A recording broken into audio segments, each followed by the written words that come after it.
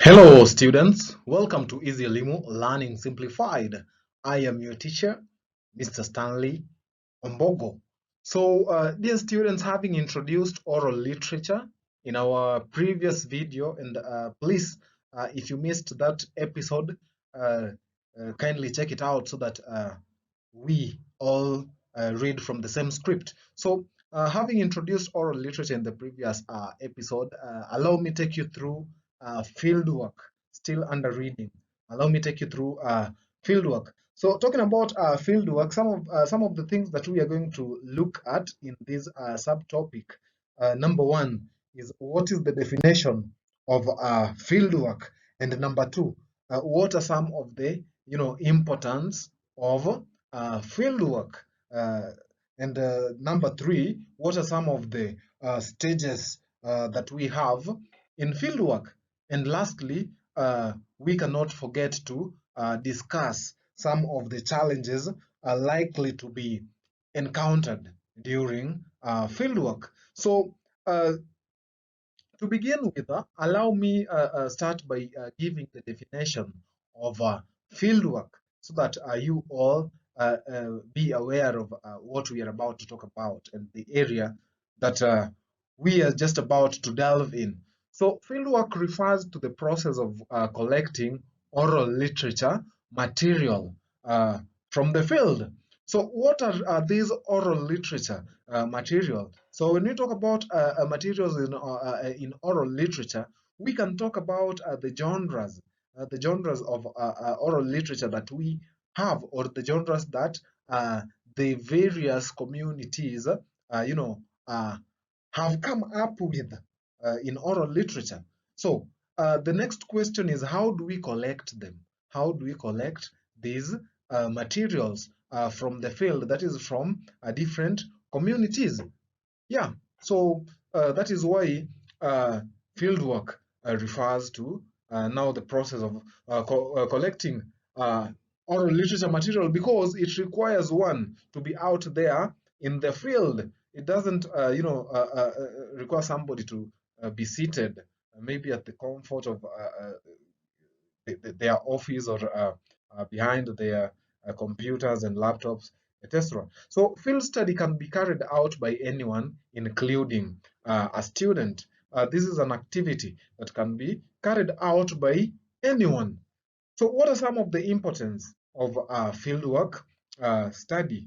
So here are some of the importance that have been put in short forms for you to understand them better. So the first is that since oral literature is a performed art, the student can witness and experience the performance. So remember, when it is written, the live aspects are lost. So that is why in schools, uh, students of literature are normally taken for trips to go and see, or that is to visit different communities, and maybe get some information about how some of the genres that they have within them, originated, or that is where they originated from.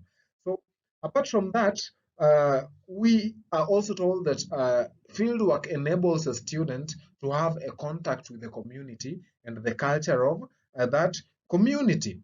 So if you take students to a given community to go and learn their culture and tradition, it is more vivid as compared to when maybe they are told about they are told about such communities in theories, or simply in books. So having a contact with the community and the culture of that community helps the students to understand better the community's um, cultural practices and activities. So again, a student is equipped with research skills. That is another importance that is important to note. So when a student is taken for fieldwork studies, the student will be equipped with research skills, because he not only master them, but he or she puts them into practice. So I've decided to use the two pronouns so that I don't discriminate.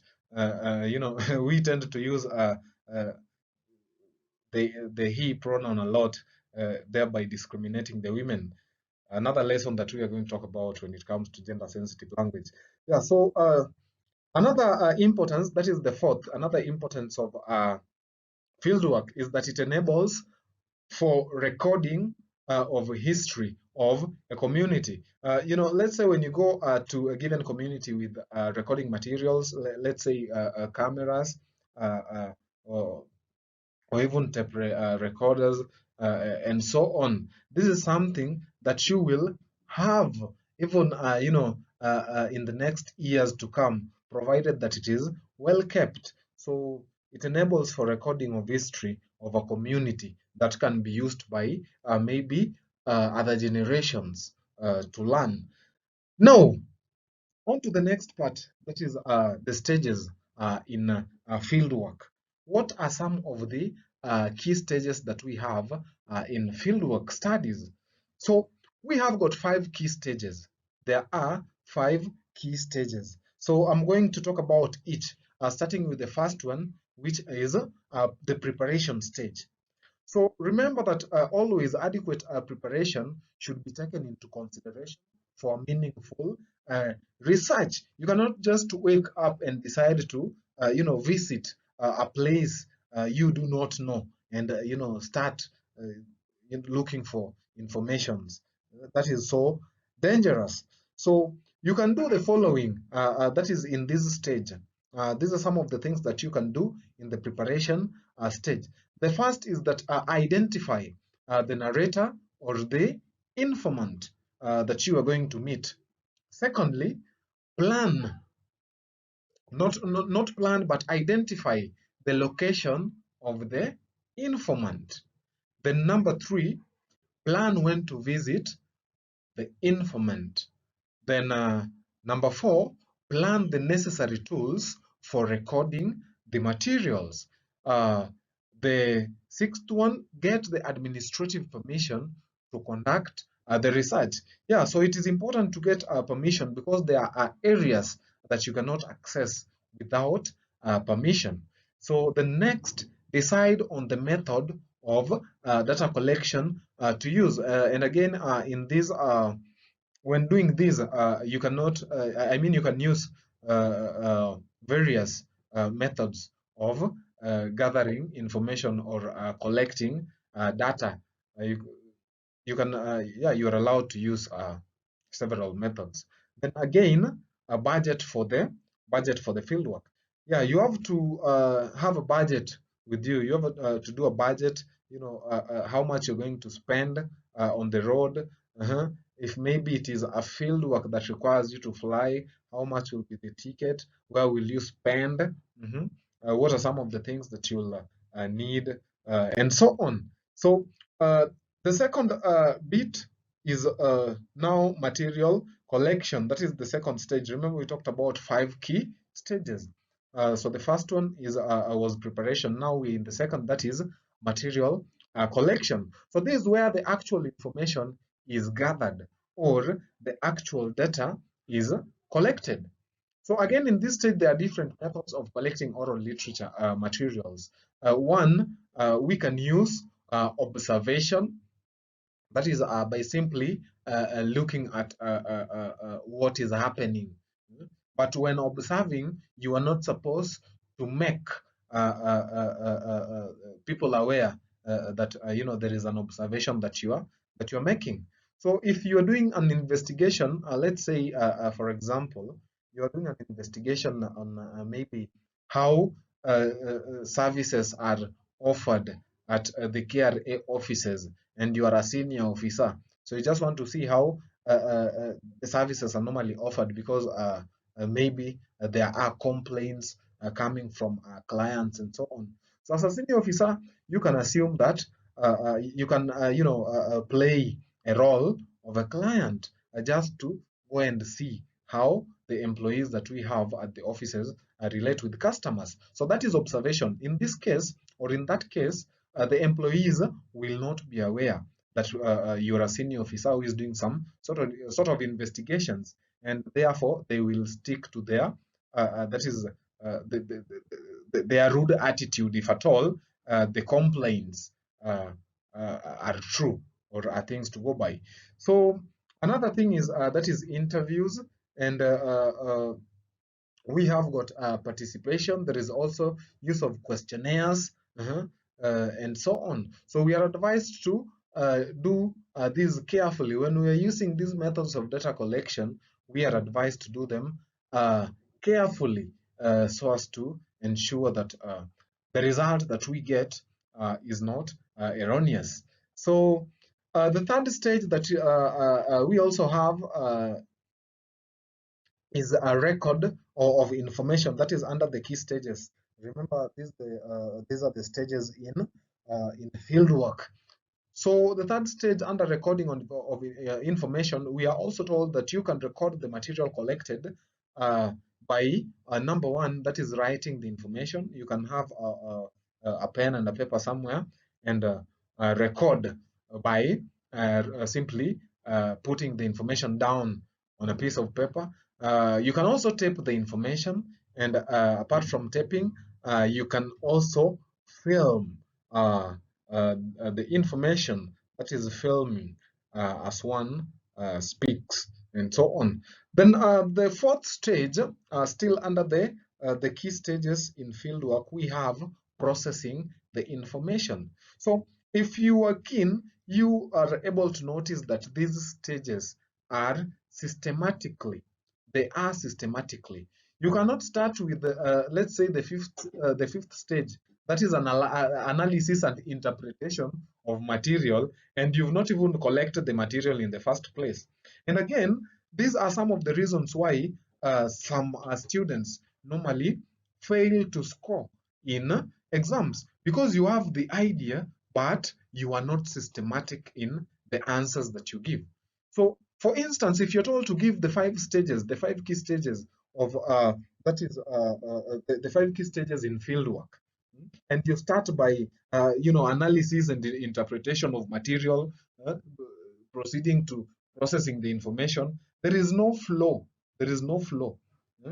And that is that simply shows that you ain't sure with what you're doing. So in processing the information, this is now in preparation for the, we are told that in preparation for now interpretation, analysis, and dissemination, you are supposed to scrutinize the information. You are supposed to scrutinize the information. So you ensure that you put down the recorded information in writing. And again, you can do this word for word. This is called transcription.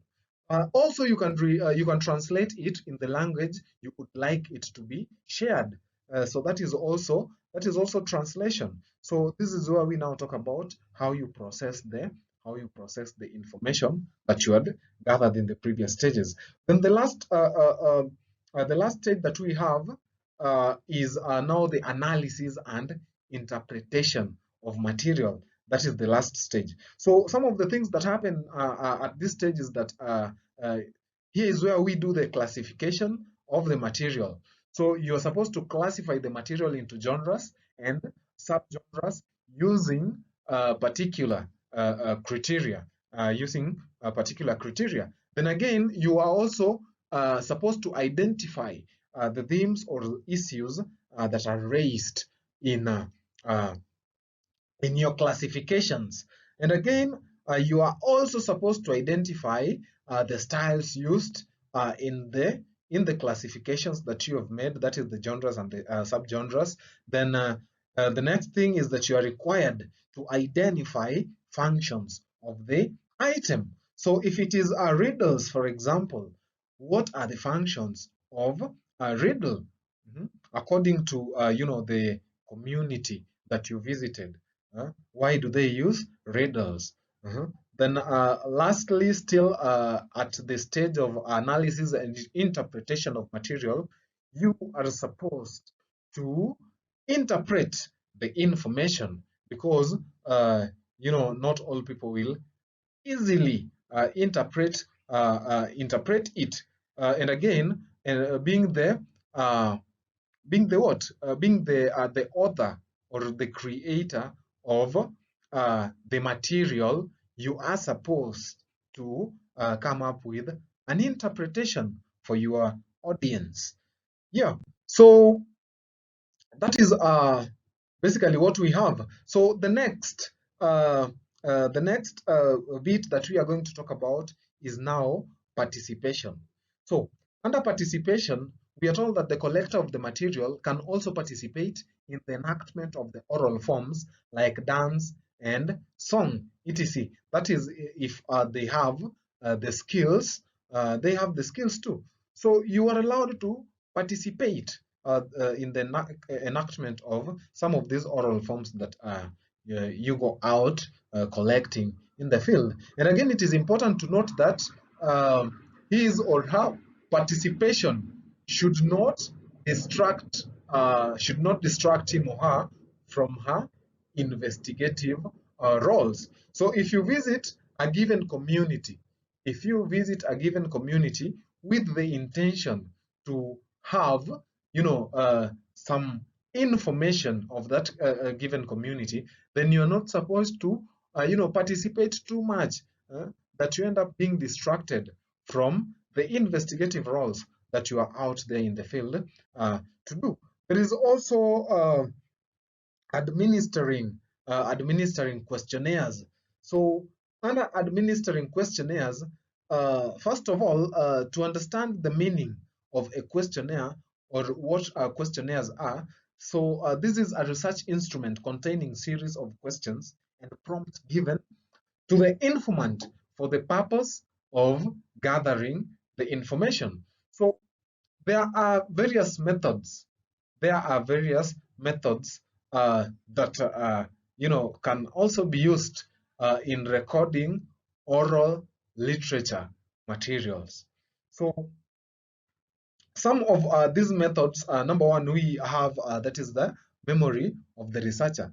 There are individuals who can remember all the information collected, especially if it is not long. So this is where we master some of these informations. If they are brief, let's say in this case, we can talk about some of the short genres that we have in oral literacy. Remember, short genres take they take a shorter duration to perform as compared to the long genres. So an example of a short genre is like a pun or a proverb. So if I say that all that glitters is not gold and I have the meaning, do I really have to record that down?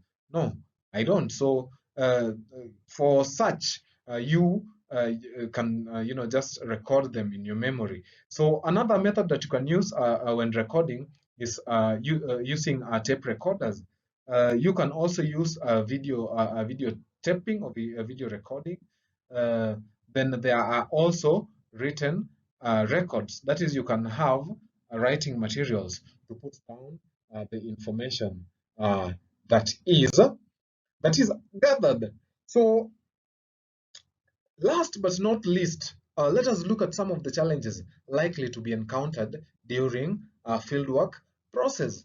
So we want to look at some of the problems or challenges that the researcher is likely to face or encounter during the fieldwork process. So an oral researcher can encounter problems while in the field, and this is common even when you are new to certain places. So some of the challenges one is likely to face in an attempt to seek the required information are the first place we have language barrier. So if the researcher is unable to understand the language of the informant, and vice versa, that means that the informant is also not able to understand the language of the researcher, then no information is likely to be collected. But also remember that there are ways in which these can be remedied. So for instance, in this case, if there is a language barrier, you can look for somebody to help you translate. That is someone who understands the two languages. So there is always a remedy to every problem. Again, another challenge that one is likely to encounter is the hostility of the informant community. There are communities that are just hostile. huh? You are not even given time to identify yourself.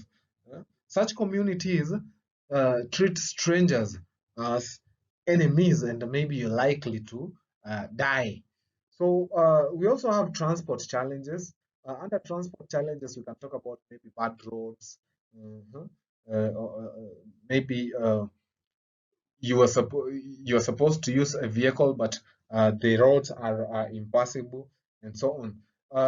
Another challenge that we also have is that sometimes getting to those areas might be expensive, that one cannot afford to reach. Then lastly, another challenge that is most likely to be encountered out in the field is if the informant might ask for payments. Okay, it is not bad to pay the informant, because they have also decided to give you their time out of their busy schedule. So you definitely have to pay for that. But some informants might ask for overly payments, that is I mean payments that are over quoted. So dear students, that brings us to a close of the episode. And again, thanks for watching till the end. Keep it easy, Elimu. As always, once again, I'm your teacher, Stanley Ombogo. Bye.